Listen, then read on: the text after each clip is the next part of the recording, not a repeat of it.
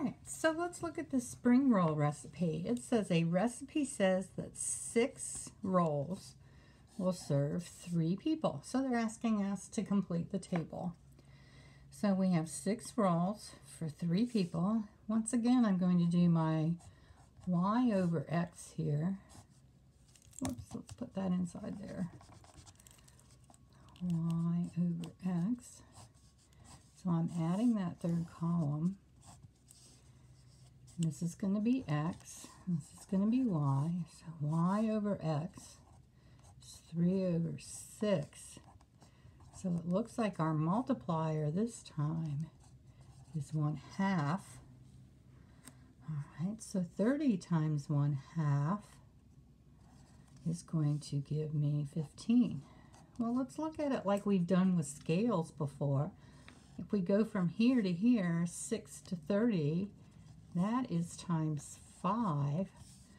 Does that work here as well? Yes. So we don't have to do the y over x if we can see a relationship going down the table. So now we have relationships going across the table, and we have relationships going down or up in the table.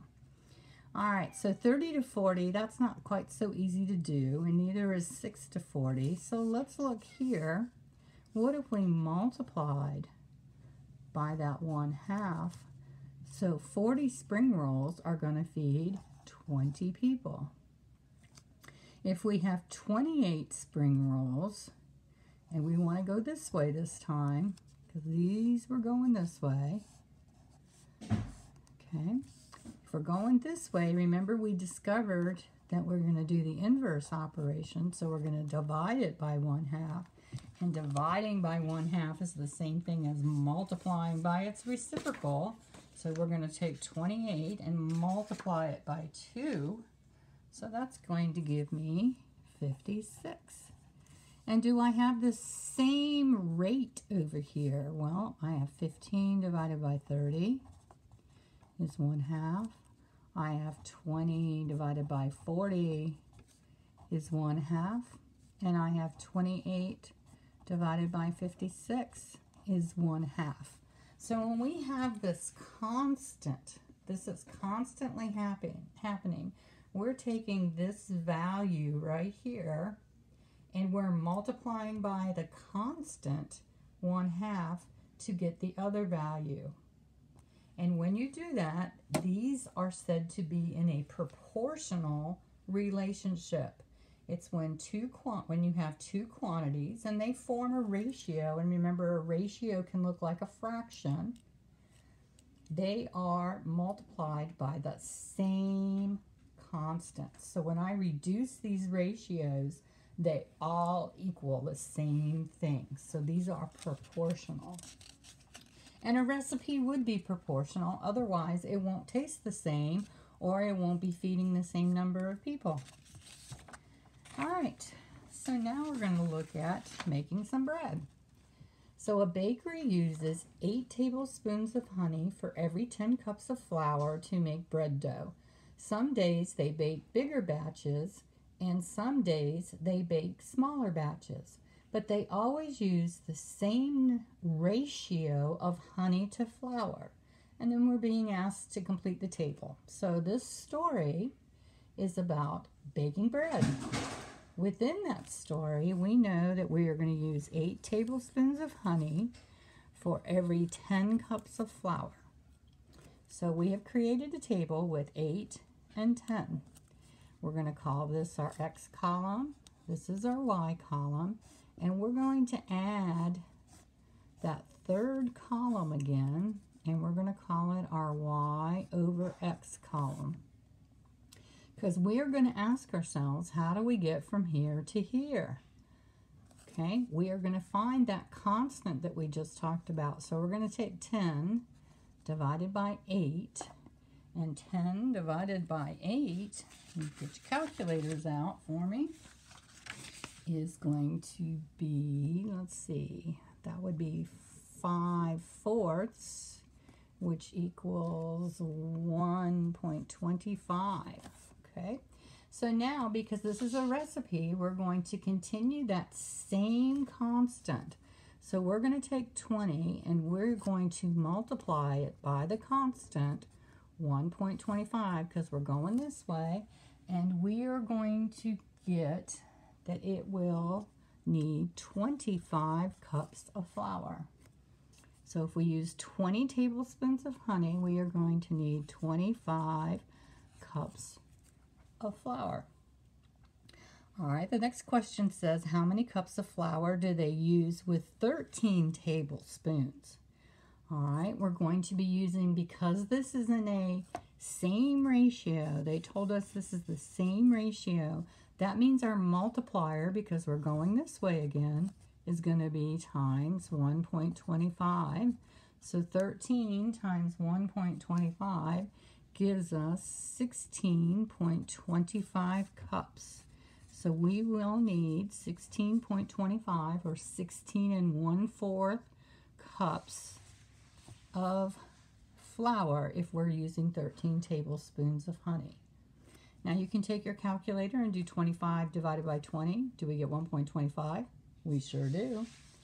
Do we take 16.25 divided by 13? And we're going to get that same constant 1.25. All right, so now we want to know if we use 20 cups of flour, how much honey are we going to need? So this time we're going this way. We're going to use that we learned up here, and instead of multiplying, we are going to divide by that 1.25 because it's in the same ratio. So when you take out your calculator and you do 20 divided by 1.25, you get 16.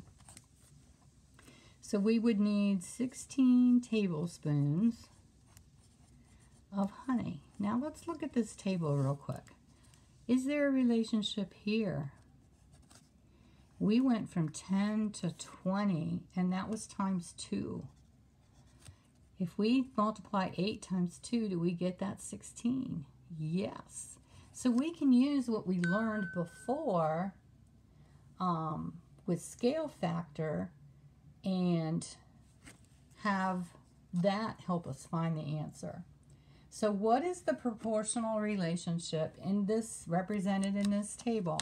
Well, we get the proportional relationship by looking at the labels in our table. So this is saying that the tablespoons of honey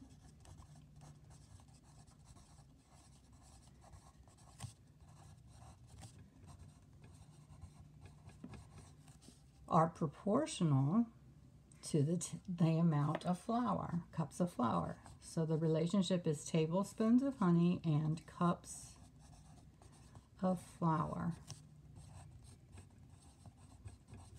Okay? All right, so we've just taken what we did with scale and we've added another possibility of looking at relationships. All right. So now we're going to talk about quarters and dimes. It says that 4 quarters are equal in value to 10 dimes. And we are being asked how many dimes equal the value of 6 quarters, how many dimes equal the value of 14 quarters, and what value belongs next to the 1 in the table, and what does it mean in this context.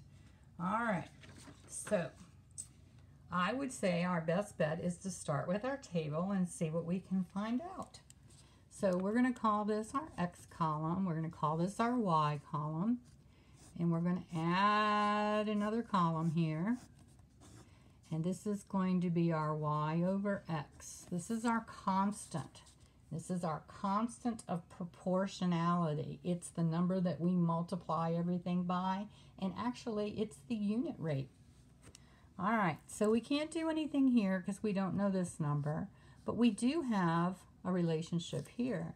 We know that 10 dimes equals 4 quarters. So we're going to do 10 divided by 4, which is going to give us, let's see, 10 divided by 4 is 5 halves, and 2, so that is a relationship of 2.5. All right, so now we have a relationship going this way. So this times 2.5 gave us that. And we know money isn't a direct relationship to each other, okay? All right, so if we come up here and we do 1, what are we going to be, well, how many dimes are we going to need? Well, if you take 1 and multiply it by 2.5, multiply it by our constant, we are going to get 2.5. And think about it. 2.5 dimes, does that equal the value of 1/4? Well, 2.5 dimes is 25 cents, and 1/4 is 25 cents. All right. So if we have 6 quarters, how many dimes would we need? Well, we're going to use that same constant, and we're going to multiply it by 2.5. And 6 times 2.5 is 15. We will need 15 dimes. All right, then we have 14. We're going to multiply it by the same constant. So 2.5 times 14 is, we are going to need 35. Now if we check this, all of these are going to have a rate of 2.5 because we multiplied them all by 2.5. All right, so we figured out the value here. So what does, let's see, how many dimes equal the value of 6 quarters? So that's going to be 15 dimes. 14 is going to be 35 dimes. And what value is next to the 1 in the table? 2.5. And what does that 2.5 mean? It means 2.5 dimes is equal, or has the same value, to 1/4. All right. So if the ratios between two corresponding quantities are always equivalent, so if we go back and we look at that first table we did, let's see if I can find one.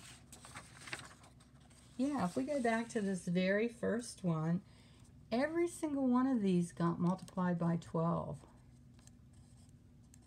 Okay?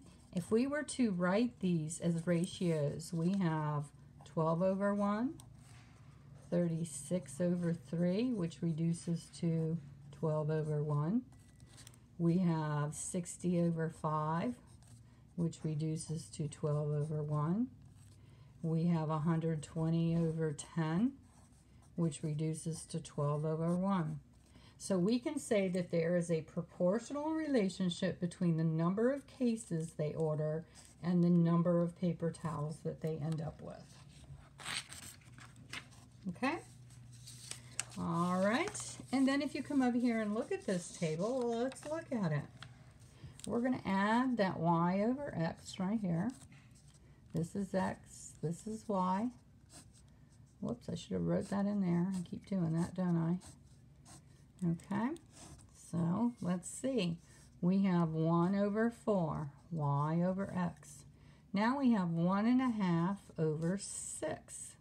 Well, 1.5 over 6, if you put that in your calculator, you're going to get 0.25. Is that the same thing as 1/4? Yes. Okay. 2 over 8. Well, that reduces to 1/4. 1/8 divided by 1/2.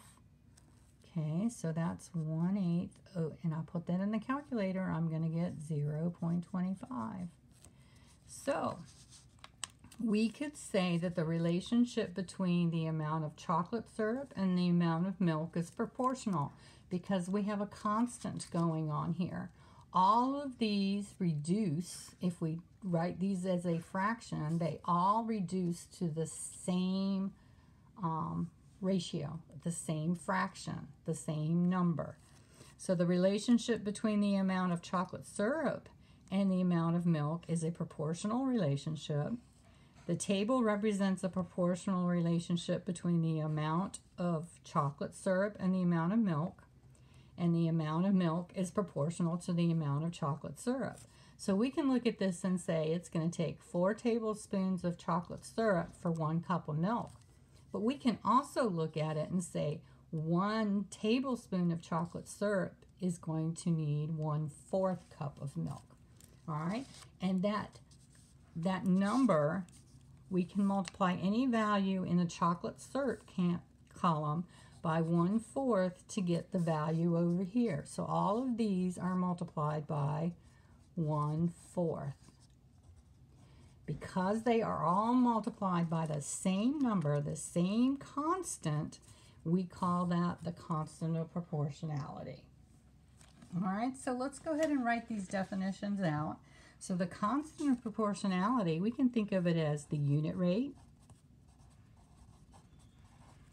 and it is the constant, the number that we constantly multiply by.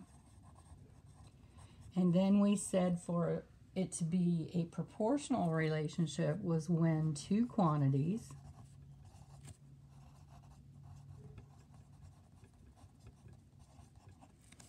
are always in the same ratio. Are always in the same ratio. And we found that by using the table, and we used y over x. And if that y over x is always the same, then it is a proportional relationship, and that y over x is the constant of proportionality. All right, so I will see you in Zoom, and we will do the practice problems together. See you later.